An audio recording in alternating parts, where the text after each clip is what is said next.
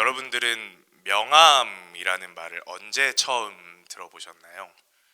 저는 어렸을 때 미술학원을 다녔었어요. 그래서 항상 그림을 그리고 스케치를 하고 나면 선생님께서 명함을 넣는 방법을 알려주셨습니다. 그래서 저는 어렸을 때 명함의 뜻을 안다기보다 명함이라는 말이 그림의 한 가지 효과구나라고 생각을 했었습니다.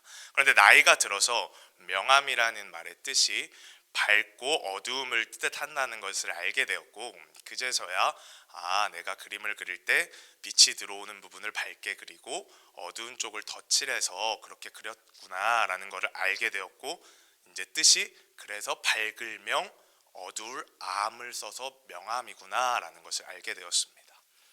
이러한 명암이라는 말은 우리가 그림에서만 사용되는 것이 아닙니다. 이 명암이라는 말은 우리 사람에게도 적용되는 말인데요. 즉 어떤 사람이든지 밝은 면이 있으면 반대쪽에는 어두운 면이 있다는 말입니다. 즉 명과 암을 다 가지고 있는 것이 우리 사람이라는 것이죠. 오늘은 이러한 명암을 가진 한 인물을 살펴보면서 함께 은혜를 나누고자 합니다. 성경 속에서 명암이 가장 뚜렷한 인물이 누구일까라는 고민에서부터 이 설교를 만들게 된 것 같습니다. 그리고 제가 최종적으로 선택한 인물이 바로 우리가 본문에서 읽었던 삼손입니다. 사실 삼손은 성경 인물 중에서도 굉장히 유명한 편에 속하는 사람이죠. 엄청난 힘을 가진 힘의 장사로 우리가 잘 알고 있고, 또 블레셋 사람들을 다 때려잡은 인물로 우리가 잘 알고 있는 사람입니다. 그런데 이러한 삼손은 지금 방금 제가 말씀드린 것 같이 빛나는 명의 모습을 많이 갖고 있으면서 또 반대되는 어두운 암으로도 굉장히 유명한 사람입니다. 그래서 오늘은 그러한 이야기를 차근차근 나눠보려고 합니다. 이 삼손의 이야기는 사사기에 기록이 되어 있는데요. 사사기는 말 그대로 사사들의 이야기라는 뜻입니다. 그러면 사사는 누구일까요? 제가 간단하게만 짚고 넘어가도록 하겠습니다.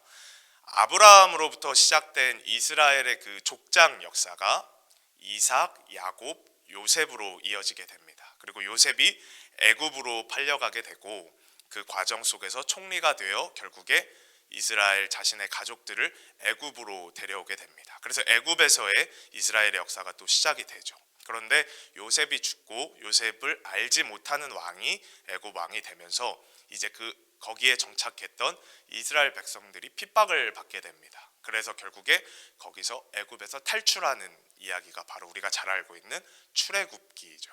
그것이 바로 모세가 했던 일입니다. 모세가 이렇게 애굽에서 이스라엘 백성들을 데리고 나왔고, 그 바톤을 이어받아서 여호수아가 다음으로 백성들을 이끌게 됩니다. 그 이후에 그 여호수아 후에 우리가 잘 알고 있는 사울 왕, 다윗 왕, 솔로몬 왕, 이렇게 왕권 시대가 이제 이스라엘에 세워지게 되는데, 이 여호수아와 이 왕권 시대 이 사이에 하나님의 부름을 받아 활약을 했던 사람들을 우리가 사사라고 말을 합니다. 그래서 우리가 제일 잘 알고 있는 사사는 이스라엘 역사상 가장 최고의 제사장이자 선지자였던 사무엘이 있습니다. 보통 이 사무엘을 마지막 사사로 보는데요. 그 이유는 사무엘이 사울 왕에게 기름을 부어주어서 왕을 세웠기 때문입니다. 그래서 그 이후부터는 왕권 시대가 되기 때문에 사무엘을 마지막 사사로 봅니다. 이러한 사무엘 전에 우리가 아주 잘 알고 있는 기드온의 300용사의 사사 기드온이 있습니다. 그들 못지않게 유명한 사사가 바로 오늘 본문의 삼손인 것입니다. 사사들의 이야기는 다른 성경에 기록되어 있는 그 성경 인물들의 못지않게 굉장히 재밌는 스토리 라인을 가지고 있습니다. 그래서 저는 성경을 처음 이제 재밌게 접근하고 싶으신 분들한테 사사기를 많이 추천을 하곤 하는데요. 그렇다면 오늘 이제 본격적으로 삼손의 이야기를 같이 나눠보도록 하겠습니다. 사사기 13장 1절을 함께 보도록 하겠습니다. 이스라엘 자손이 다시 여호와의 목전에 악을 행하였으므로 여호와께서 그들을 40년 동안 블레셋 사람의 손에 넘겨주시니라. 이스라엘 백성들은 시대를 막론하고 하나님 앞에 악을 행했다는 것을 우리가 알 수 있습니다. 사실 이스라엘 백성들은 늘 같은 패턴을 가지고 있어요. 구약을 보면 하나님께 악을 행합니다. 그런 이스라엘 백성을 하나님께서 심판하십니다. 그러면 이스라엘 백성들이 회개를 합니다. 그럼 하나님께서 다시 축복을 해주십니다. 그럼 다시 악을 행합니다.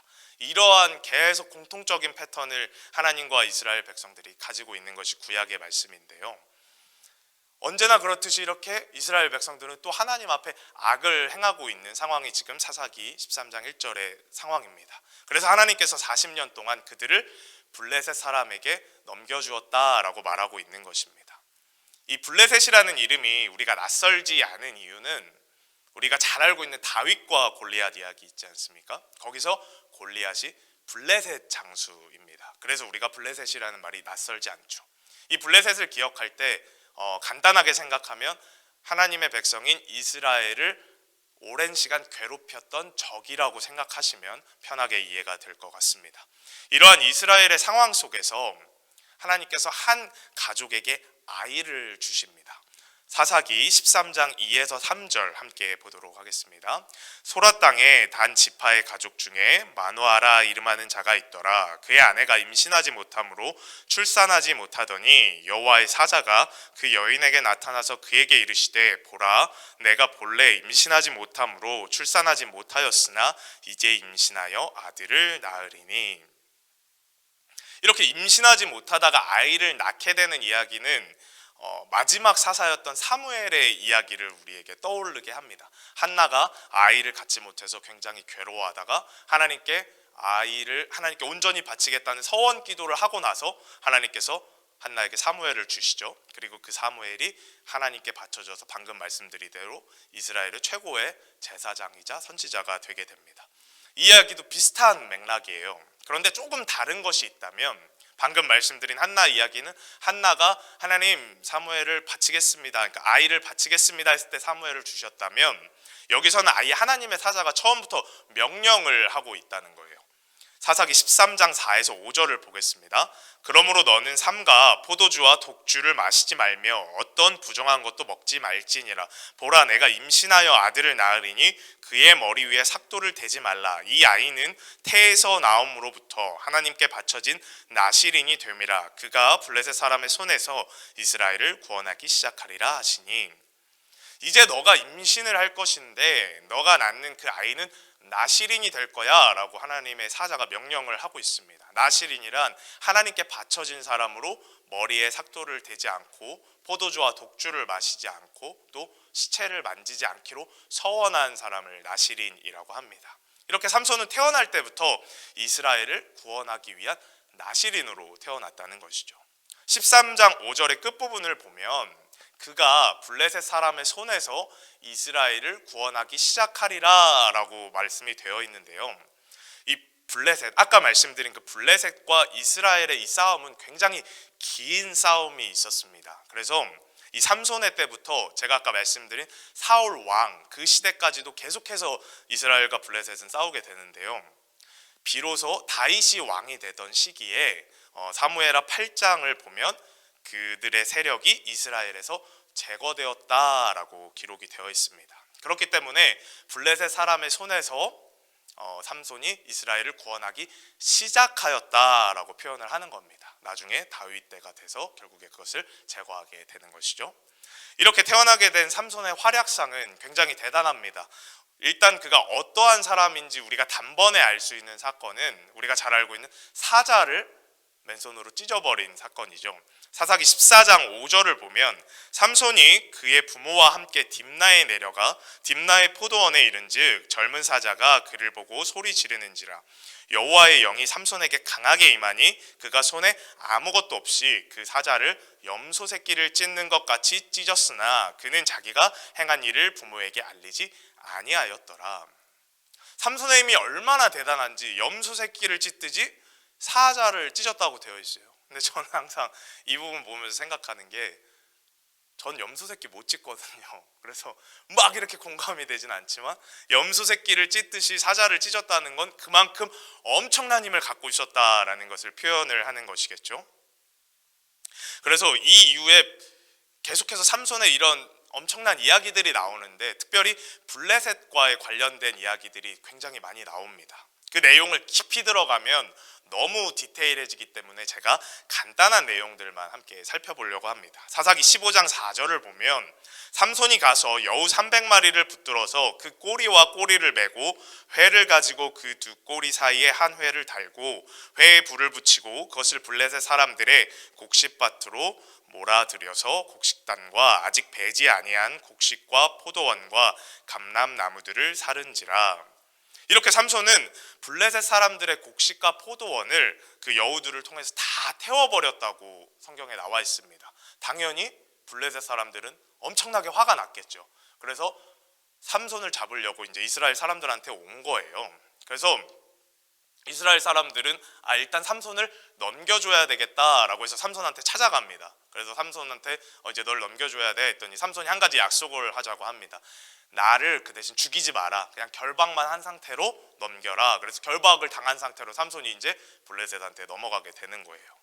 이후에 어떻게 되었는지가 15장 14에서 15절에 나오는데 조금 더 쉽게 풀어서 세 번역으로 보도록 하겠습니다. 15장 14절 삼손이 레이에 이르자 블레셋 사람들이 마주 나오며 그에게 소리를 질렀다. 그때 주님의 영이 그에게 세차게 내리니 그의 팔을 동여매었던 밧줄이 불에 탄 삼오라기 같이 되어서 팔에서 맥없이 끊어져 나갔다. 마침 삼손은 싱싱한 당나귀 턱뼈 하나가 있는 것을 보고 그것을 손에 집어들고 블레셋 사람을 1000명이나 쳐 죽이고 나서 삼손은 이 당나귀 턱뼈 하나로 이렇게 자신을 잡으러 왔던 블레셋 사람들을 1000명이나 죽였다 기록이 되어 있습니다. 그런데 이렇게 삼손이 엄청난 힘을 발휘할 때마다 꼭 나타나는 말이 있습니다. 그 말은 바로 여호와의 영이 삼손에게 강하게 임하니 여호와의 영이 삼손에게 갑자기 임하심에 여호와의 영이 임했다는 말이 같이 나오죠. 즉 이 비정상적인 엄청난 힘은 하나님께서 여호와께서 주고 있다는 것을 말하고 있다는 것입니다. 이렇게 하나님이 주신 엄청난 힘으로 이스라엘을 괴롭게 하던 블레셋을 박살내며 찬란하게 빛나던 명으로서의 삼손에게 슬슬 어두움의 그림자가 드리우기 시작합니다. 사사기 16장 4절을 보겠습니다. 이후에 삼손이 소렉 골짜기에 들릴라라 이름하는 여인을 사랑하매 블레셋 사람들의 방백들이 그 여인에게로 올라가서 그에게 이르되 삼손을 꾀어서 무엇으로 말미암아 그 큰 힘이 생기는지 그리고 우리가 어떻게 하면 능히 그를 결박하여 굴복하게 할 수 있는지 알아보라. 그리하면 우리가 각각 은 1100개씩을 내게 주리라 하니. 지금부터는 삼손의 본격적인 암의 이야기가 시작이 됩니다. 삼손은 들릴라를 굉장히 사랑했지만 들릴라는 삼손과 다르게 다른 목적을 가지고 삼손에게 접근을 했죠. 그렇게 악한 목적을 가진 들릴라는 삼손의 힘이 어디서부터 비롯되는지 계속해서 물어봅니다. 그래서 삼손은 3번이나 거짓말을 해요. 마르지 아니한 새 활줄 7으로 나를 묶으면 될 것이다. 사용하지 않은 새 밧줄로 결박하면 약해질 것이다. 나의 머리털 7가닥을 배틀의 날실에 섞어 짜면 될 것이다 하고 3번이나 이야기를 하는데 다 거짓말이죠. 그러니까 그 이야기를 듣고 들릴라가 블레셋 사람들한테 말해서 그대로 이렇게 해서 잡아가려고 하니까 그게 거짓말이니까 삼손이 힘을 잃지 않잖아요. 그래서 3번이나 삼손에게 박살이 나고 돌아가게 됩니다. 결국 3번이나 자신을 속였다며 들릴라는 삼손에게 굉장히 화를 내게 되죠. 그래서 결국은 삼손은 진실된 이야기를 들릴라에게 하게 됩니다. 사사기 16장 16에서 17을 보면 날마다 그 말로 그를 재촉하여 조름해 삼손의 마음이 번뇌하여 죽을 지경이라. 삼손이 진심을 드러내어 그에게 이르되 내 머리 위에는 삭도를 대지 아니하였나니 이는 내가 모태에서부터 하나님의 나실인이 되었음이라. 만일 내 머리가 밀리면 내 힘이 내게서 떠나고 나는 약해져서 다른 사람과 같으리라 하니라. 결국 삼손은 들릴라의 꼬임에 넘어가서 하나님의 그 이야기를 다 솔직하게 하게 됩니다.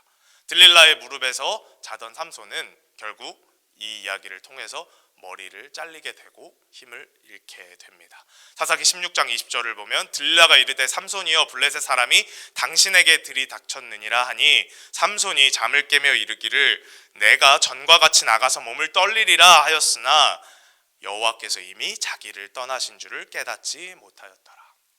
머리카락과 함께 삼손은 힘을 잃어버렸어요. 그래서 블레셋 사람들에게 맥없이 잡혀가게 됩니다.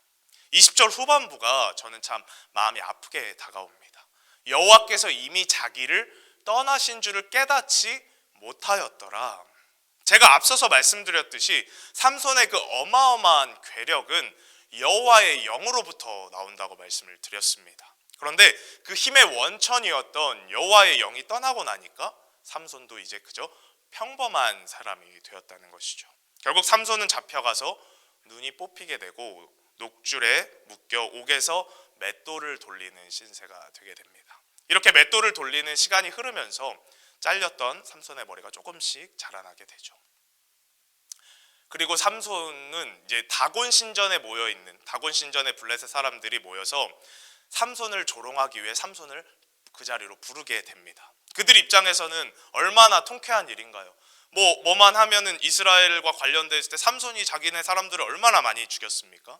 그렇기 때문에 이제 힘을 잃고 눈까지 뽑은 삼손을 이 앞에 세워서 재주나 부리게 하자, 우리가 조롱하자 해서 삼손을 그 다곤 신전, 그 많은 블레셋 사람들이 모인 곳에 앞에 세우게 됩니다.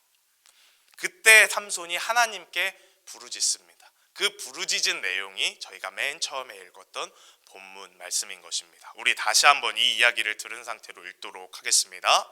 삼손이 여호와께 부르짖어 이르되 주 여호와여 구하옵나니 나를 생각하옵소서. 하나님이여 구하옵나니 이번만 나를 강하게 하사 나의 두 눈을 뺀 블레셋 사람에게 원수를 단번에 갚게 하옵소서 하고, 삼손이 집을 버틴 두 기둥 가운데 하나는 왼손으로 하나는 오른손으로 껴 의지하고, 삼손이 이르되 블레셋 사람과 함께 죽기를 원하노라 하고 힘을 다하여 몸을 굽히매 그 집이 무너져 그 안에 있는 모든 방백들과 온 백성에게 덮이니 삼손이 죽을 때에 죽인 자가 살았을 때에 죽인 자보다 더욱 많았더라. 아멘.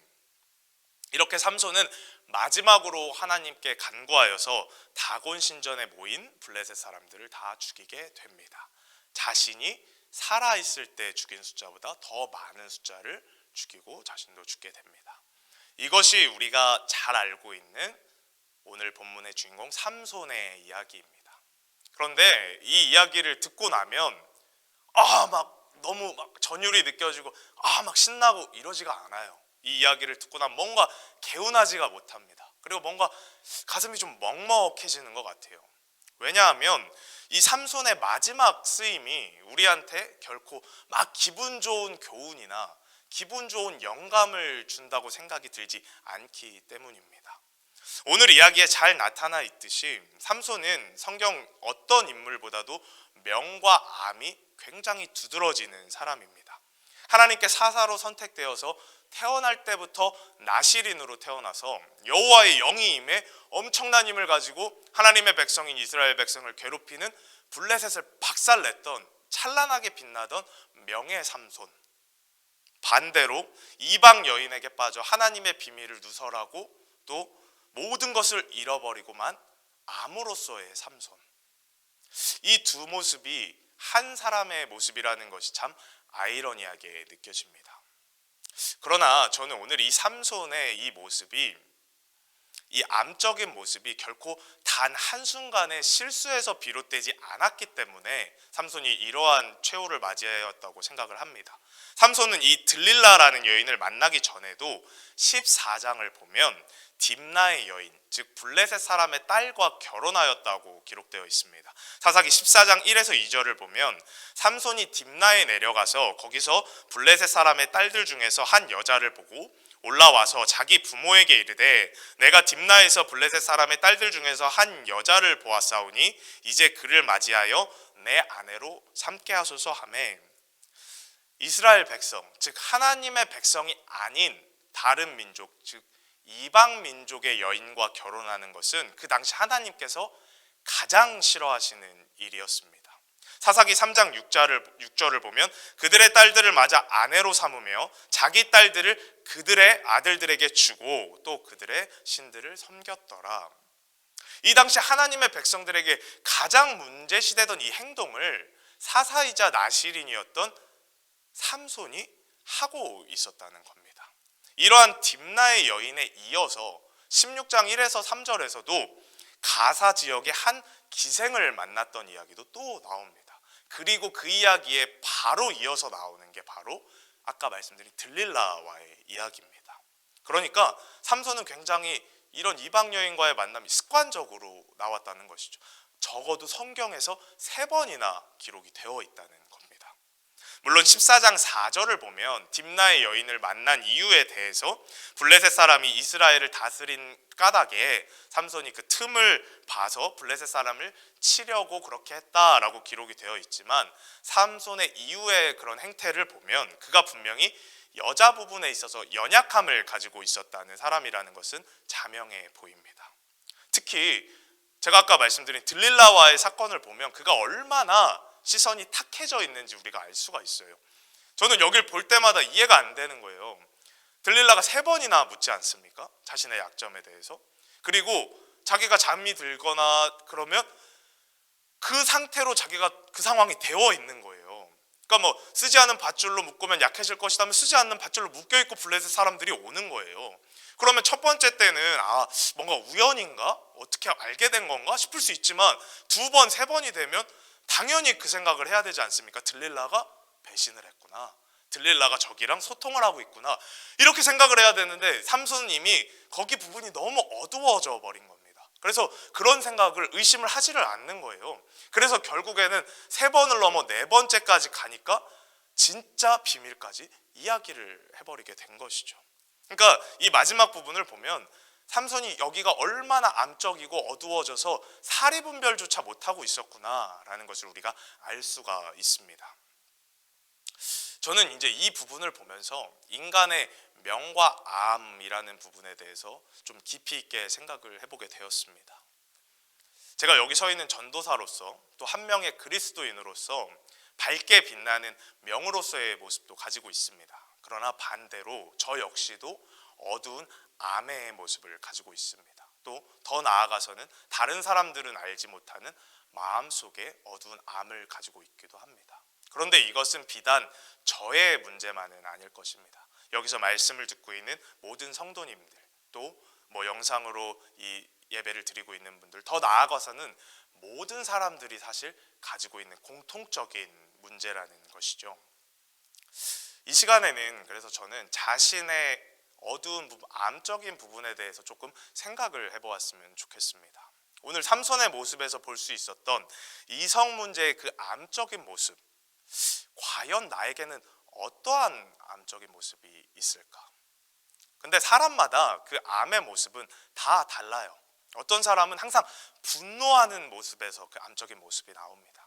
어떤 사람은 항상 탐심으로 인한 그 물질욕에서 그 암적인 모습이 나옵니다. 어떤 사람은 남들을 그 질투하는 마음에서 질투함으로 거기서부터 파생되는 그 미움, 거기서 암적인 모습이 나옵니다. 어떤 사람은 교만함으로 내가 너희들보다 높아라는 그 교만함으로 누구보다도 위에 올라가려고 하는 그 명예욕으로 그러한 암적인 모습이 나타나기도 합니다.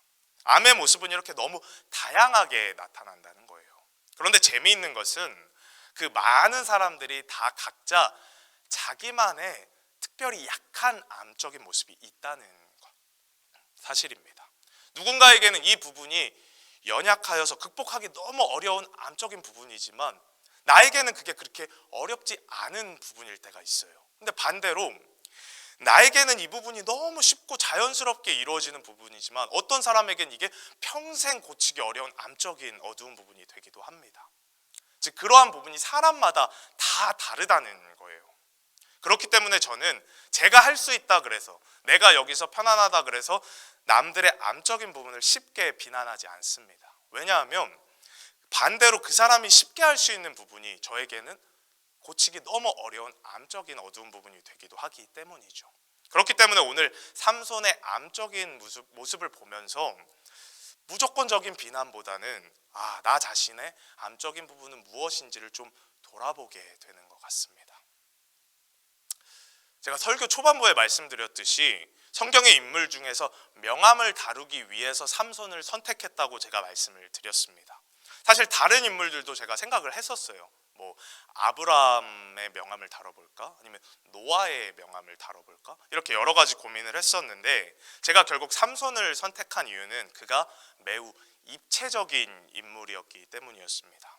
아브라함은 우리가 잘 알고 있듯이 믿음의 조상이라는 그 빛나는 명 속에서 자기가 죽을까봐 아내를 누이라고 속이는 조그만한 암이 성경 속에서 좀 드러나죠. 노아도 당대 최고의 의인이라는 빛나는 명 속에서 술을 먹고 자식들 앞에서 취한 그 모습을 보이는 조그만한 암들이 나옵니다. 그런데 굉장한 큰 명 속에서 조그만 암이 드러날 뿐인데 삼손은 그 명과 암의 비중이 뭐가 더 큰지 모를 정도로 암의 비중이 굉장히 높은 사람이라는 거예요. 그래서 그를 바라볼 때 매우 입체적으로 바라볼 수 있다는 생각이 들었습니다. 과연 삼손은 좋은 사람인가? 과연 삼손은 우리가 본받을 만한 사사인가? 우리가 그를 통해서 얻을 수 있는 교훈은 무엇인가? 라고 질문을 던졌을 때 그 질문에 대한 답변을 쉽게 할 수 없다는 부분 때문에 명함을 다루기 위한 인물로서 이보다 적합한 인물이 없다고 생각하여서 오늘 제가 삼손을 선택하게 된 것입니다. 저는 오늘 삼손의 이야기를 통해서 여러분들에게 하나님, 이제 제가 명만이 존재하는 사람이 되도록 하여 주시옵소서, 하나님 앞에서 이제 암은 없는 그냥 빛나는 명만 가진 사람이 되게 하여 주시옵소서 라는 그런 이상향적인 기도와 그러한 메시지를 전하자고 이러한 말씀을 준비한 것이 아닙니다.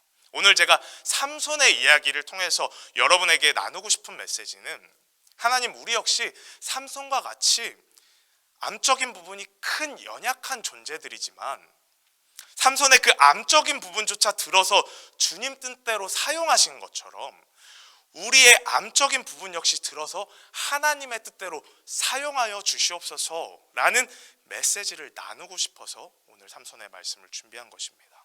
제가 앞서서 언급드렸듯이 삼손은 하나님께서 가장 싫어하시는 이방 여인을 사랑하고 이방 여인과 결혼했다고 하였습니다. 그런데 그 과정을 통하여서 하나님의 백성을 괴롭히던 블레셋 사람들의 밭과 곡식을 다 태워버렸고 블레셋 사람의 1000명을 심판했습니다. 또 들릴라와 사랑에 빠지면서 나시린으로서의 자격은 잃었지만 또 그 과정을 통해서 마지막에는 다곤 신전에 모인 그 수많은 사람을 자기가 살았을 때보다 더 많은 사람을 심판을 하였습니다. 저는 오늘 이 이야기를 통해서 명함을 바라보는 새로운 시선을 제시하고 싶은 거예요. 우리가 늘 이야기하고 배웠던 것처럼 명만을 바라보고 암적인 부분은 감추고 쉬쉬하고 그러한 시선이 아니라 사람에게는 반드시 존재할 수밖에 없는 이 암적인 부분에 대해 똑바로 바라보고 그 암적인 부분조차도 하나님께서 하나님의 방법으로 사용하여 주시옵소서라는 메시지를 함께 나누고 싶은 겁니다. 그러나 오늘 이 메시지에서 오해하시면 안 되는 부분은 있습니다. 제가 전하는 메시지가 결코 암적인 부분도 당연히 상관없다, 괜찮다, 하나님 앞에서 그래서 우리가 막 그 어두운 부분, 암적인 부분을 평생 그냥 편하게 갖고 살아도 된다라는 메시지를 전하는 것이 아닙니다. 우리는 당연히 그 어두운 부분, 암적인 부분을 이겨나가기 위해 평생을 싸워야 합니다.